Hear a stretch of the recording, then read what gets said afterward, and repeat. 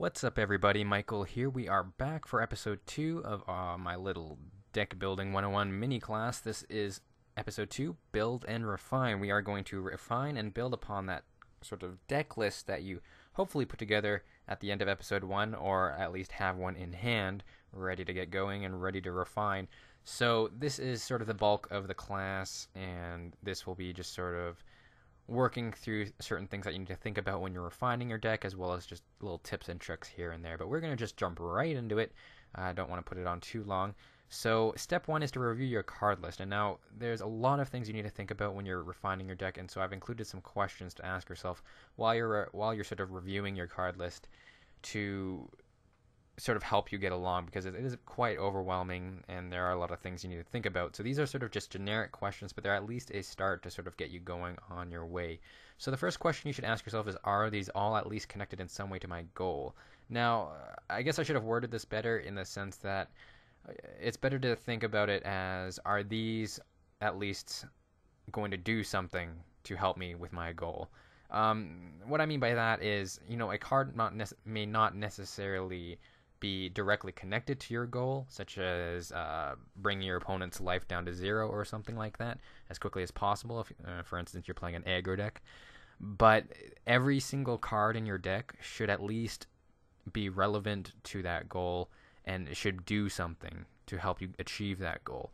You're not going to be playing certain cards that aren't going to help you get to that goal. Some cards may be good for your goal, but they might not be good for someone else's goal. So like for them, they would want to scrap that card. So you got to really make sure that every single card in your deck should do something at some point in the game to at least help protect your goal, or get to your goal, or at least win you the game or something like that. So every card should do something. Second question is, are these cards good? Are all my cards good? Now, this is a little bit tougher to do when you're a newer player, because there's so many cards out there and there's so many different options you can do. And, of course, there are budget options, and that is one thing to keep in mind. If you are on a budget, there are budget options out there. For instance, in my Evo Aggro deck, for example, I'm running Dead Bridge Goliath instead of Pelucranos. Of course, I know Pelucranos is a better card, and I know I want Pelucranos in my deck at some point, but it's just a matter of saving up for those cards. So while you're refining your deck, make sure you still keep track of those options in your list that are better than what you're sort of using in your budget right now, just so you can have them in your list, and when you save up for them, you'll at least know what cards you want to save up for that deck. So, but just acknowledge that there are better options usually than what you first initially pick. So make sure you really sort of explore and ask questions if you're newer, and be sure to make sure you're getting the best out of the deck that you can. And another question you should ask is a little bit smaller, but still very important. Can the foundation be realistically supported by a mana base? So this is a little bit more after you've refined it a little bit and cut down a lot of the cards. Once you found your core cards, you need to make sure that it can be realistically supported by a mana base. So this sort of goes in with the mana curve and everything, and you really need to make sure that you're not running 4 copies of World Spine Worm, without any devotion or without any mana dorks in your deck. So that's another question you need to ask: can I actually play this deck? Is this deck going to actually even be functional with the mana that I'm going to be using? And once you actually start getting your core cards out there, you can generally picture how much mana you're going to need. Of course, running only 1, 2, and 3 drops, you're obviously going to have a lower mana curve, and you can run more cards and less mana that way. On the opposite side, running a control deck, you're going to need access to a lot of that mana, so you're going to have to play a higher mana curve to play those X costing cards, as well as just higher costing cards in general. So that is what I mean by, can the foundation be realistically supported by a mana base? So make sure you keep the mana base sort of in mind as you're sort of going through your card list. And then you should also follow the break system. So this goes by a couple of different ways. I think bread might be another way that this goes by, but break system is bombs, removal, evasion, all the other cards, and crap. I mean, there's other iterations of this, and if you go online, you can find many different versions of this, but this is the one that I sort of go by, and it works out for me. So when this can be applicable to more when you're building your card list as well, not so much as reviewing your card list, but it's still applicable when you're reviewing it and refining it. But I just decided to throw it in here because I didn't put it in the other episode.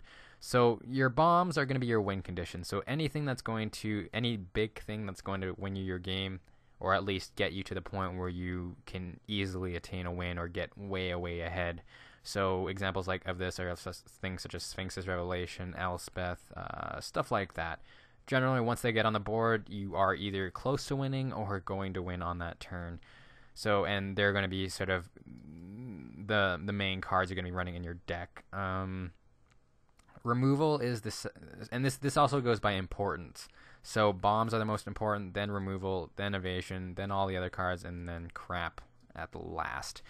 So removal is the second thing you need to consider. So this can come in different ways. So you can have exiling cards, you can have destroying cards, detaining cards, wraths, and even tricks are a sort of removal for that aggro matchup. So when you attack, you can trick your opponent with a pump and remove one of your opponent's threats that way. Because generally in an aggro deck, you're not going to be running exiling cards, destroying cards, or wrath cards. So the tricks still fall under removal. It's just sort of a pseudo removal. So it's a little bit different, but still considered removal. And then the third thing is evasion is another thing you need to consider. Now all of these aren't sort of needed in decks. Sometimes in an aggro deck, evasion's not always going to be applicable, but you should still include evasion when you can. If you can get it in your deck, put it in your deck because it can help you win games. So this can come in a variety of forms: flying, intimidate, unblockable, stuff like that. And for example, in my Evo aggro deck, my Gore Clan Rampager is actually considered a form of evasion as well. It is using trample, so it is still getting around my opponent. It's still getting damage in. Still a little bit less damage, if they block, but it's still a sort of semi-evasion, and you sort of do what you can with that.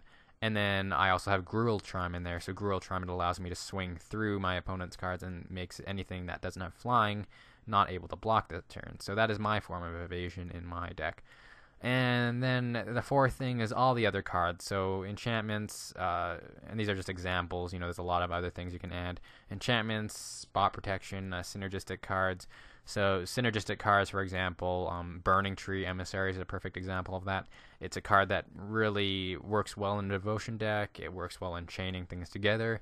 But on its own, it's a very, very poor card. It doesn't do anything, and if you have nothing to chain it with, it's just a 2/2 for 2. It can still work towards Devotion, but, still it's better used with other cards. And then crap. Get it out of your deck. Crap is the last things that you're going to sort of look at, and they are generally not going to work in your deck very well, but they can be sometimes possible sideboard options. So like Peak Eruption as a sideboard option to sort of kill off those mountains against the Boros matchups, to free your guy from Chained to the Rocks or something like that. That's just one example of sort of a possible sideboard option. It's a crap card, but it has its uses, and it can be a sideboard option. So that is step 1. Is to just review your card list, ask yourself these questions. There are more questions you can ask yourself, and just really think of what should I include in this sort of first rough draft of my deck. Then we can move on to step 2. So step 2 is starting to cut down the body. So in step 1, you're going to be reviewing your card list, and you can sort of either on paper or type it down or mentally check it off. You can answer yourself these questions. You don't have to physically cut down your deck just yet, but these are just sort of things to consider while you're looking at your list. Doesn't mean you can't start cutting down your stuff, but now you sort of have to start going smaller and getting a little more specific. So when you're cutting down your body, there's more questions you need to ask. What is applicable to my goal? So this is sort of referencing back to what I mentioned earlier at reviewing the card list. So you just need to ask yourself again, because you're going to be reviewing your deck list more than once. Does this card do anything? What are my core cards? What do I need in my deck? Also look at what can be sideboarded but not mainboarded. So certain cards are going to work well in the sideboard, but not in the main board. And of course, sideboarding is a whole new thing. That is definitely hard to get into. But if you're just playing casually and you're not going into any tournaments or anything like that, you're generally just focused on the main board. So if you're new and you're starting out, just focus on the main board right now. Don't worry about sideboarding. That can always come after. Now is sort of the time to focus on the main board. When you're cutting down the body as well, you should check each card by itself and compare it to all your other cards. So, for example, does this card synergize well with my other cards? What use does it have? Is there any cool interactions does this card have with any of my other cards? When you're cutting down the body, you can sort of discover small little things here and there.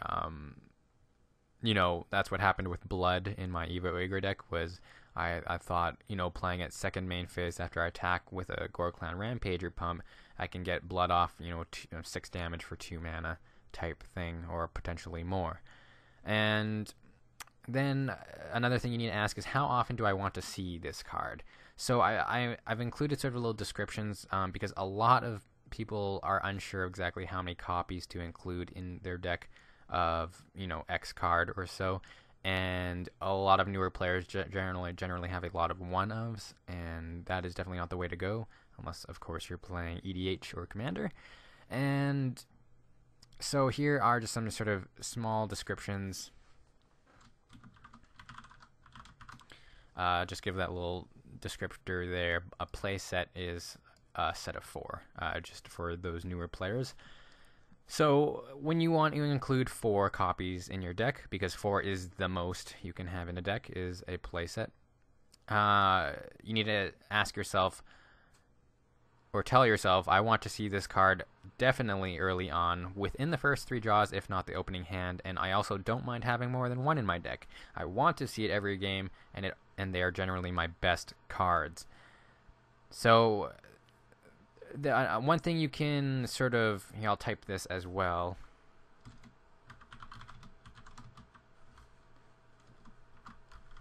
So the rule of 9 is something you can sort of start out with when you're cutting down the body, is find your 9 best cards and make them a playset. So you'll have 36 cards in total. Then put 24 lands to that deck.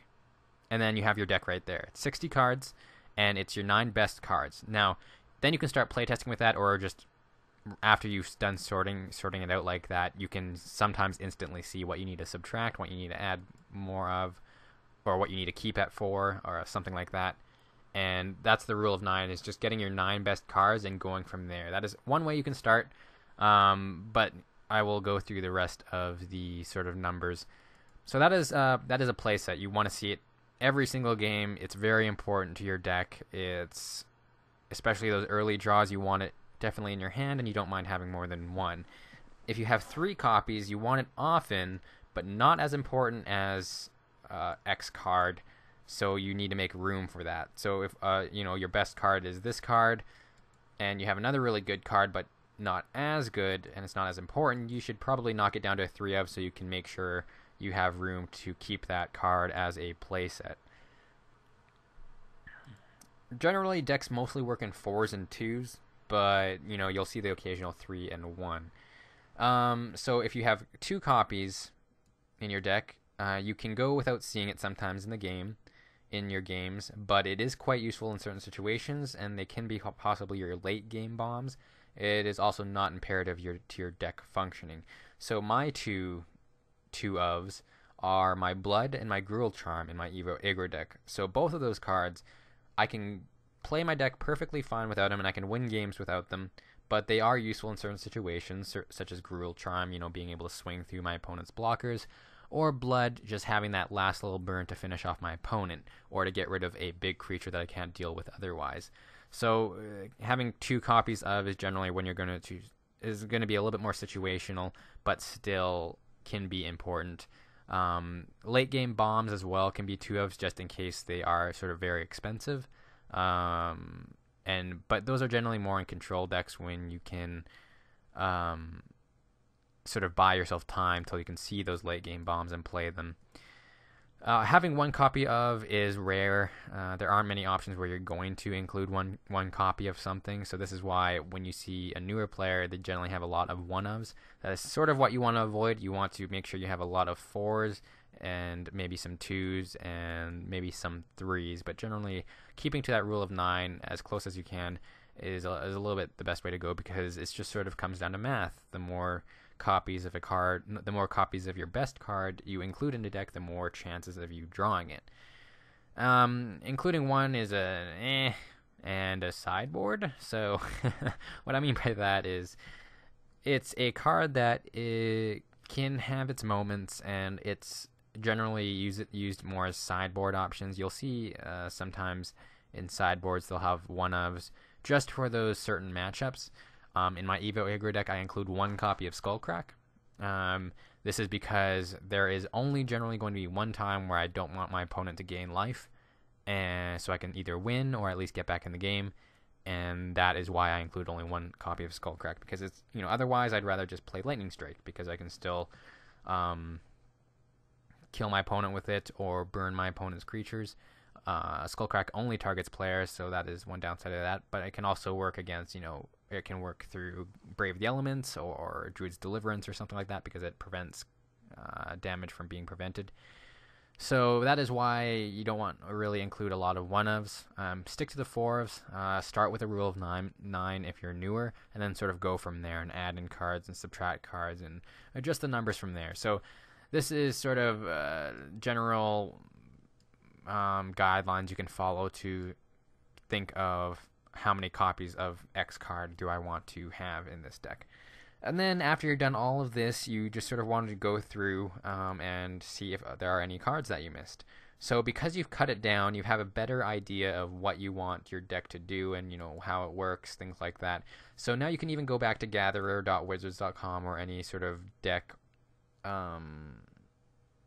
sort of library and go through those lists again and see what cards you missed, because you may have missed some cards, as well as you may have cards now that may work better now. What I mean by that is, now that you've cut down a lot of the bulk of your deck, you can sometimes add in cards that you normally wouldn't have played at the start. But now that you have a better sense of what your deck does, you may have missed some cards, and you may have removed cards that can come back in. So that is what you need to check after you've done all this. And then add in your mana. I forgot to type this out, but add in your mana after you're done finding out those core cards and you figured out how much mana you should work out in your deck. And generally, just stick to the general things for now. If you're newer, such as if you're playing an aggro deck, you can start with less lands because you'll have lower costing cards.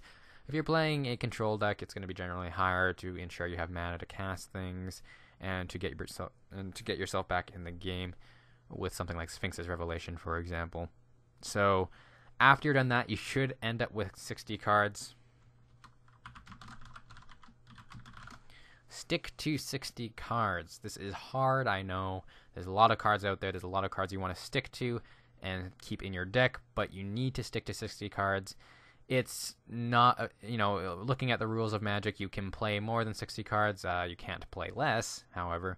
You can play more, but it's not a good idea, because this, again, goes with the math in the sense of if you're following the rule of 9 and you're keeping to your best 9 cards, then you're going to have the best chances of seeing them. If you keep including more and more cards, you're lowering the chances you are in drawing your better cards. And you're diluting your deck, and you're making it much harder to actually pull what you need. And there is a luck factor involved in any card game such as this when you're sort of drawing your cards. So you want to increase those chances of you drawing your best cards and the cards that you need, rather than including cards that are still maybe good, but they're going to lower the chances of you drawing your best cards. You want to make your deck as best as it can be, and including more than 60 cards is not the way to go. So make sure at the very end of all this, at the very end of this step 2, make sure that you end up with 60 cards, no more. Of course, generally it should be 75 cards because you're including a 15 card sideboard. But if you're newer, of course, you're not going to worry about that. And in general, I mostly start with a main board, and I just keep sideboard options out of there for now. And then after all of that is done, you are going to have to play test it. So step 3 is to goldfish/playtest. Goldfishing is just a term in Magic to playtest it without an opponent. So what that means is you just draw, you shuffle, you draw like you normally would in a game, you mulligan as you normally would, and you play and see what your draws are like, see how fast your deck is if it's an aggro deck. Do this over and over again, and you'll get a sense of, okay, is my mana base good? Am I drawing what I need to? Do I have a lot of copies of something where I don't want a lot of copies of? This is where you can sort of playtest it. And then you can move up to playtesting against other people. Goldfishing and playtesting by yourself is not an efficient way of determining, the power of your deck. You need to playtest other people. I know it sucks, playtesting a homebrew or something like that against a lot of the standard top tier decks, but it's something you need to do. Or at least people in your group, at least play against, family members or whoever plays Magic in your group. Play against them, against them over and over. Regardless if you lose, you are going to lose a lot, but through those losses, just make sure you're keeping track of what works and what doesn't work in your deck. Sorry, I just need to take a drink there.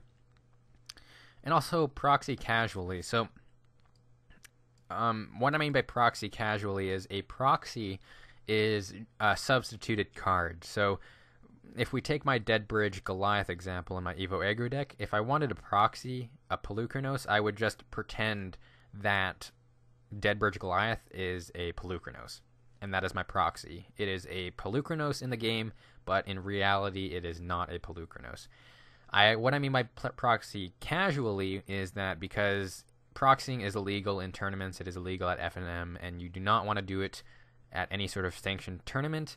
It should only stick to goldfishing and playing casually within your group when it's allowed. Always make sure to check with your group to ensure proxying is allowed, to ensure that they don't get sort of offended or something like that. I don't know.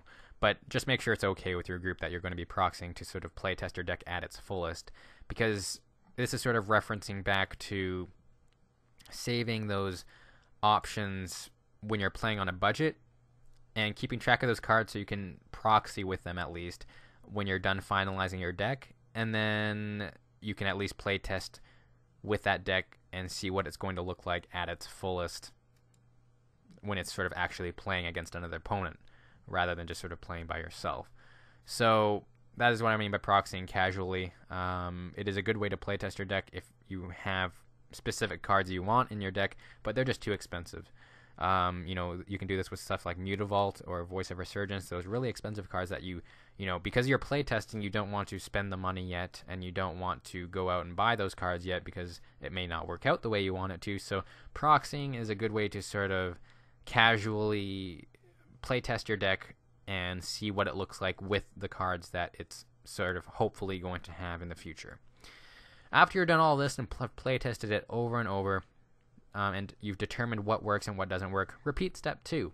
So go back to step 2, go through your cards again, asking yourself what worked and what didn't work, and then just cut down the body even more.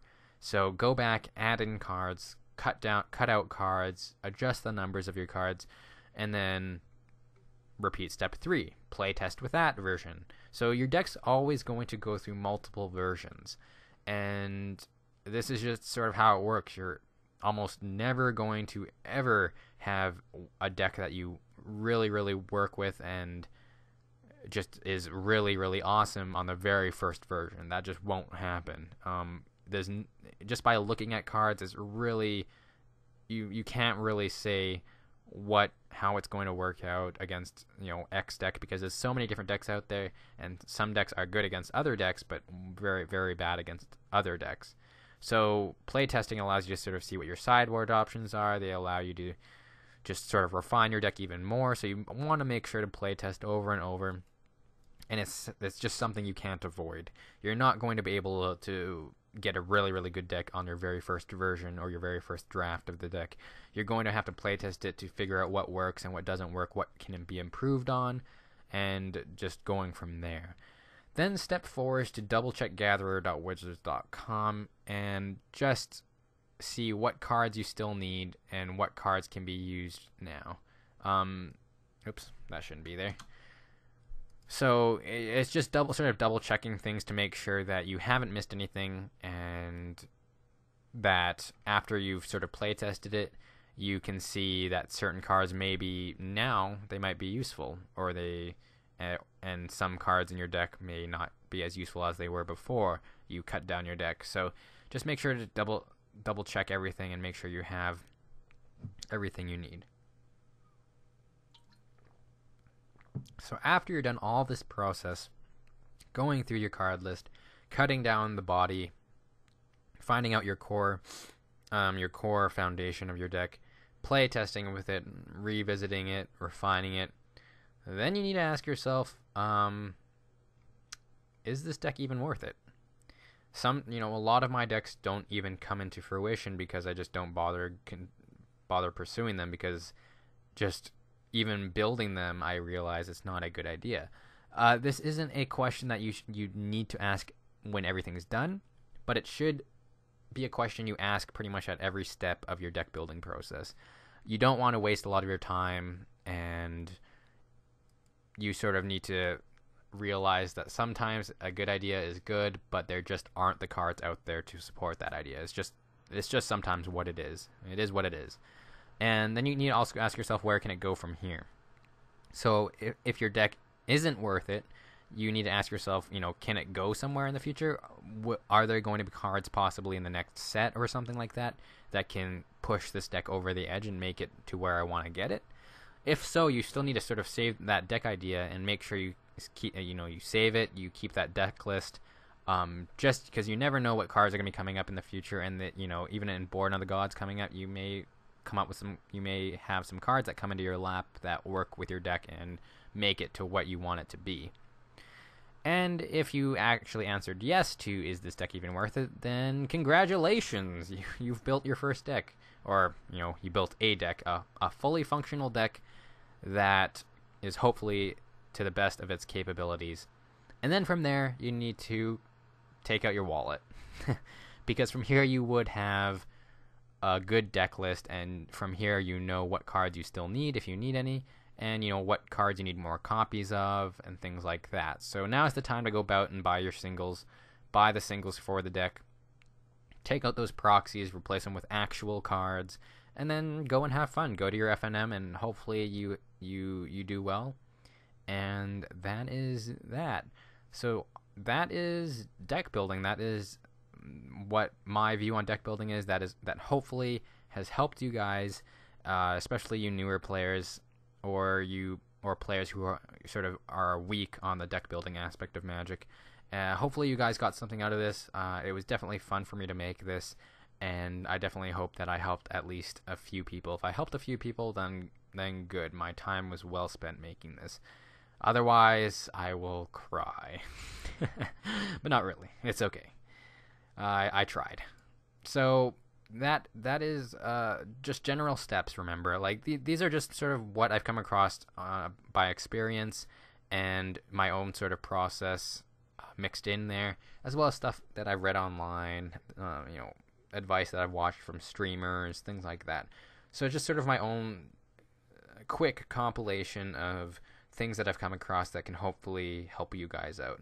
And because I just wanted to sort of make this in video form, because it is tough looking for this stuff sometimes, and not everyone has the time to go out and search for every single thing they need to sort of make deck building possible for them. So this is generally why I want to make this deck now. Generally, why I wanted to make this video. Sorry.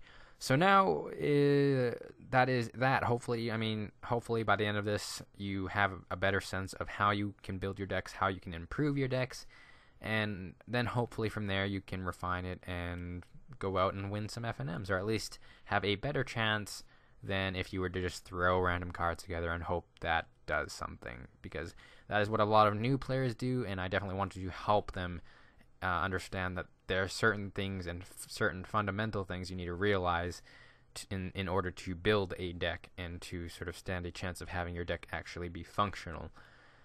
Regardless of the idea, regardless of if you're including poor cards in there. I have poor cards in my deck, but remember, deck building, it's a way to sort of express yourself as well, and this, including those cards, while they still may be bad, if you at least build a structurally sound deck, and you still include some good cards in there, it may up that bad card's status, and it may make it a little bit more viable than it would be on its own. So you never know. Like, deck building, there's so many things out there, there's so many different interactions, and there's so many more things to discover and to change and things like that. So even going to the mtgtop8.com and checking out those top tier lists, check those out and get some ideas from them. You never know where you can possibly make a change here or there and maybe improve it, or at least improve it in certain matchups or something like that.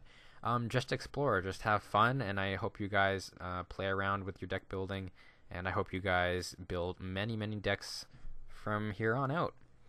So that is the end of episode 2, and I will be coming out with episode 3 probably close to the weekend, hopefully. School just started, so definitely going to have to concentrate on that a little bit more, but definitely don't have any homework to worry about right as of now, so I can still pump out some content. Episode 3, I'm going to sort of come up with an idea, and I'll take you through the whole process, everything I've went through in this episode and the previous episode. I won't go step by step. I won't ask myself what cards do I still need, any cards I missed. I won't ask that in my video in episode 3, but I will still just generalize everything. I will just sort of streamline it and show you guys, because if you're like me and you're a visual learner, this will be a better way of understanding how a deck is built if you sort of see one being built in front of you. So I'm going to just take you through the whole process and go from start to finish and build a rogue deck for you guys. I will come up with an idea. I will browse through gatherer.wizards.com. I will explain my thoughts on certain cards. I will refine that deck. I will play test it, and I will buy the cards on MTGO and hopefully get some awesome videos out for you guys. So that is the plan. Hopefully it works out. Now, the way this is going to work, it is going to take up a lot of my time, so it may not come out before the weekend. Like I said, as I mentioned before, I was hoping to get them all 3 episodes out this week, by the end of this week, but it may not happen. I apologize for that, but I definitely want to make this episode very good, and I definitely don't want to slack off in it. I want to make it the best it can be, and just so it's a better viewing pleasure for you guys. So I definitely hope you guys enjoyed watching these previous 2 this episode as well as the previous episode, and I hope you look forward to the 3rd episode. Feel free to actually leave your suggestions. Give me ideas for a deck that I can possibly work around, or a card that I can work around, or something. Give me an idea. Give me something to work with, and maybe I'll pick one of those randomly, and I'll go from there and see if I can make a deck out of it for episode 3. So yeah, if you're watching this, definitely, and you've watched till the end, I apologize for the long amount, but I am wanting to explain things to the fullest, so apologies for the 35 minutes or so.